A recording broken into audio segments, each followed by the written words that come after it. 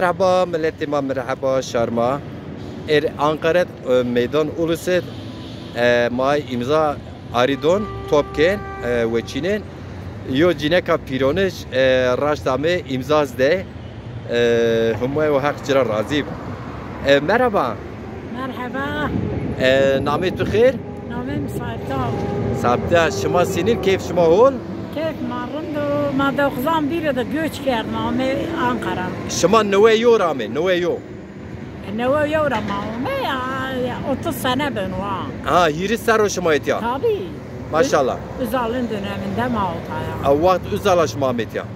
He, mahal Özal onu. Mahal uzala şuma etya de. Evet, o zaman sağ sol vardı. Hep göç ediyor. Evleri yaktılar, köyleri yaktılar ya. Şuma koç geldi. Göç geldi, evet. Peki eke şuma cüyeş kutya romani.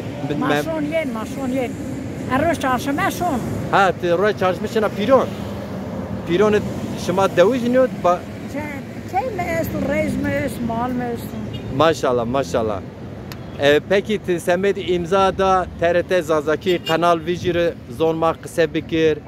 Müzik bikir. Memnun ben ki. Şuma pebin keyfu eşla ne? Tabii zaza biz ana dilim var. Zonma mı var? Zonma ana dilim zaza.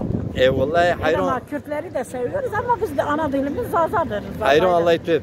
Tamam, elle onu bir desta. Sağ ol, teşekkür ederim. Ez teşekkür kena sonra çivona. Ne Allah işin rast getirsin. Eyvallah.